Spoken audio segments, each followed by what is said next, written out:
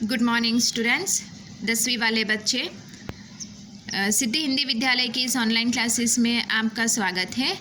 अब बच्चों, यहाँ पे हमारा ये जो लेसन चल रहा है, अर्थात हम जिस काव्य को पढ़ रहे हैं, राम लक्ष्मण परशुराम संवाद, उसमें हमने पहला पद, दूसरा पद और तीसरा पद, आज हम ये तीसरे पद का भावार्थ मैं आपको बताऊंगी। मैंने आपको लिखित में इसके शब्दार्थ और इसके भावार्थ का वीडियो पहुंचा दिया है।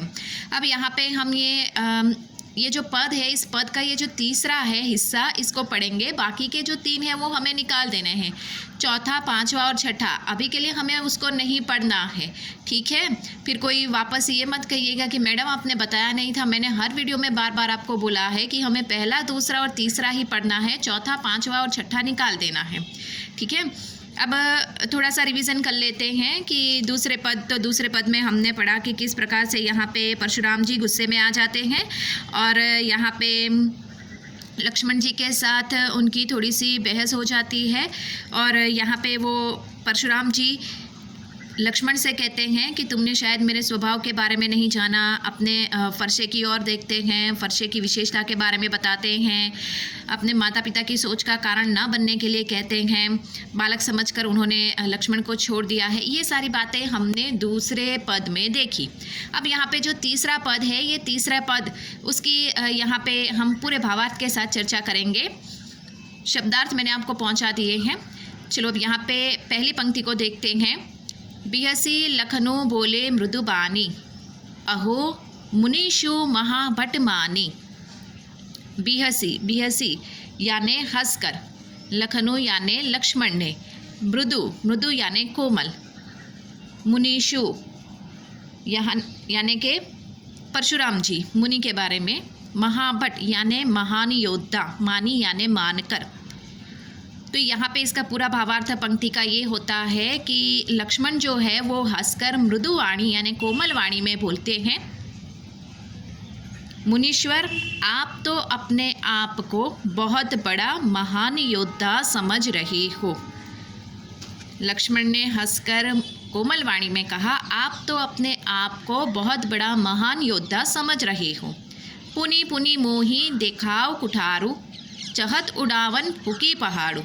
पुनी पुनी यानी बार बार, मोही यानी मुझे, कुठारू यानी उनके पास जो फरसा, वो जिसको कुल्हाड़ी जैसा वो होता है, तो उसके बारे में कहा गया है कि आप बार बार मुझे कुल्हाड़ी दिखा रहे हो।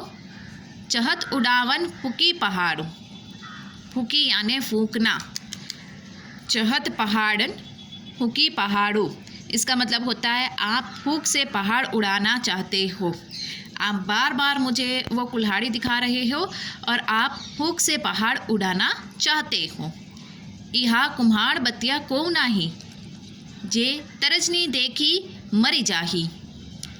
कुम्हाड़ बतिया यानी कल मैंने आपको शब्दार्थ में बताया था कि जो तरई होती है, लौकी होती है, तो उसके ऊपर जो छोटे छोटे जो फल लगते हैं नाजुक से, कोमल से, उसको कुम्हाड़ बतिया कहा जाता है। तो यहाँ पे लक्ष्मण परशुराम जी से कहते हैं कि ये कोई कुम्हाड़ बतिया नहीं है कि जो तर्जनी देखी मरी जाही, यानी आपकी तर्जनी उंगली के संकेत मात्र से मर जाएगा। तीसरी पंक्ति का भावार्थ होता है, ये कोई कुम्हाड़ बतिया फल नहीं है जो आपकी तर्जनी उंगली के संकेत मात्र से मर जाएगा या नष्ट हो जाएगा। देखी कुठारू सरासन बाना, मैं कछु कहाँ सहित अभिमाना। देखी कुठारू सरासन बाना, सरासन यानी धनुष्य। मैंने आपके कुल्हाड़ी और धनुष्य बाण को देखकर मैं कुछ कहा सहित अभिमाना। परशुराम जी ने कहा कि मैंने आपके कुल्हाड़ी और धनुष्य बाण को देखकर ही कुछ अभिमान के सहित कहा होगा। मैंने आपके कुल्हाड़ी और धनुष्य बाण को देखकर ही कुछ अभिमान सहित कहा होगा। भृगुसुत समुझू जनेऊ बिलोकी, जो कछु कहूहु सहोर सरोकी। भृगुसुत यानी यहाँ पे भृगु ऋषि के पुत्र, भृगु ऋषि के पुत्र कौन? परशुराम जी। मैंने आपको भृगुसुत यानी भृगु ऋषि के पुत्र और जनेऊ यानी यज्ञोपवीत देख कर ही मैं बिलोकी यानी देखकर, मैंने आपको भृगुसुत यानी भृगु ऋषि के पुत्र और जनेऊधारी देखकर ही जो कुछ कहूँ सहो रिस रोकी। आप जो कुछ कह रहे हो उसको सुनकर मैं अपने रिस यानी गुस्से को रोकी यानी रोक कर रख रहा हूँ। आपको भृगु ऋषि का पुत्र और यज्ञोपवीत जनेऊ धारण किए हुए देखकर ही आप जो कुछ कह रहे हो वो सुनकर अपने गुस्से को रोक कर रख रहा हूँ।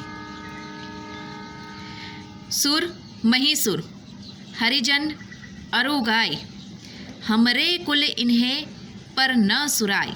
सुर सुर यानी देवता, महिसुर महिसुर यानी ब्राह्मण, हरिजन हरिजन यानी ईश्वर के भक्त, गाय गाय यानी गाय, गायों के बारे में बताया गया है।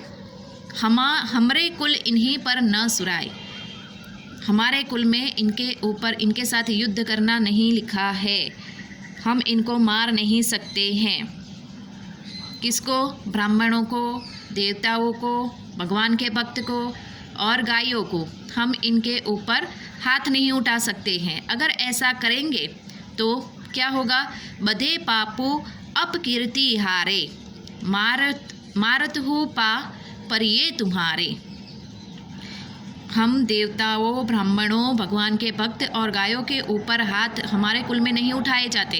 अगर हम ऐसा करेंगे तो हमें क्या लगेगा?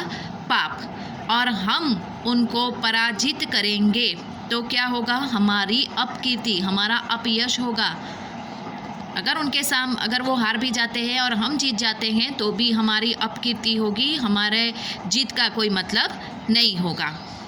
मारत हूँ पा पर ये तुम्हारे, अगर आप हमें मारते हो, लक्ष्मण परशुराम जी से कहते हैं कि हे मुनि आप हमें मारते हो तो मैं कुछ नहीं कर सकता, मैं तो सिर्फ आपके पैर ही छू सकता हूँ। कोटि, कोटि यानी करोड़, कुलिस, कुलिस यानी यहाँ पे कुलिस का मतलब होता है वज्र।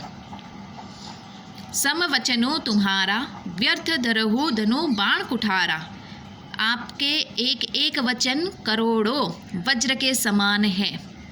सम यानी समान, कोटि यानी करोड़, कुलिस, कुलिस यानी वज्र, आपका एक एक वचन करोड़ों वज्र के समान है। व्यर्थ धरहु धनु बाण कुठारा, आपने तो व्यर्थ में ही धनुष्य और कुल्हाड़ी को धारण किए हुए हैं। आपने तो व्यर्थ में ही धनुष्य और कुल्हाड़ी को धारण किए हुए हैं। जो बिलोकी अनुचित कहियो क्षमहु महामुनि धीर, बिलोकी यानी देखकर, इन्हें देखकर अगर मैंने कुछ अनुचित कहा हो तो हे धीर महामुनि मुझे माफ़ कीजिए। क्षमहु यानी माफ़ करना, यहाँ पे बिलोकी यानी देखना। इन्हें देखकर, इन्हें यानी किसे? कुल्हाड़ी और धनुष्य बाण को देखकर अगर मैंने कुछ अनुचित कहा हो तो हे महाधीर मुनि आप मुझे क्षमा कीजिए। सुनी सरोस भृगुवंशमणि बोले गिरा गंभीर, यह सुनकर, लक्ष्मण की ये बात को सुनकर भृगुवंशमणि कौन? परशुराम जी। भृगुवंशमणि परशुराम जी क्रोध के साथ गंभीर वाणी में बोले। इसका मतलब ये होता है, वापस दो पंक्ति का रिपीट करती हूँ। जो बिलोकी अनुचित कहिए हूँ क्षमहु महामुनि धीर, इन्हें देखकर, इन्हें यानी आपकी कुल्हाड़ी और धनुष्य बाण को देखकर अगर मैंने कुछ अनुचित कहा हो तो हे महामुनि, हे धीर महामुनि आप मुझे क्षमहु यानी क्षमा कीजिए। सुनी सरोस भृगुवंशमणि बोले गिरा गंभीर, यहाँ पे सुनी सरोस यानी कि ये सुनकर भृगुवंशमणि परशुराम जी क्रोधित होते हुए गंभीर वाणी में बोले।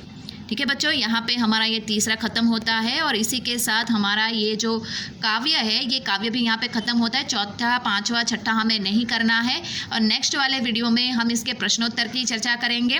एक बात मैं आपको बता दूँ कि जैसे कि हमारा जो पहला पाठ था, पहला पाठ हमारा नेताजी का चश्मा, उसके जो प्रश्नोत्तर है उसकी चर्चा हम जो इसके बाद वाला जो पाठ पढ़ेंगे उसके साथ उसकी जब चर्चा करेंगे तो उस समय हम चर्चा करेंगे। ठीक है, तो यहाँ पे अगर प्रश्नोत्तर, तो प्रश्नोत्तर की चर्चा हम करेंगे, तो सारे के सारे पाठ की हम प्रश्नोत्तर की चर्चा करेंगे, लेकिन अगर वो पाठ के प्रश्नोत्तर रह गए हैं तो हम उस पाठ के प्रश्नोत्तर की चर्चा भी हम जो नेक्स्ट वाला पाठ पढ़ेंगे, दो पाठ पढ़ेंगे, तो उसके सबके मिला के साथ में करेंगे, वो ज़्यादा अच्छा रहेगा। ठीक है।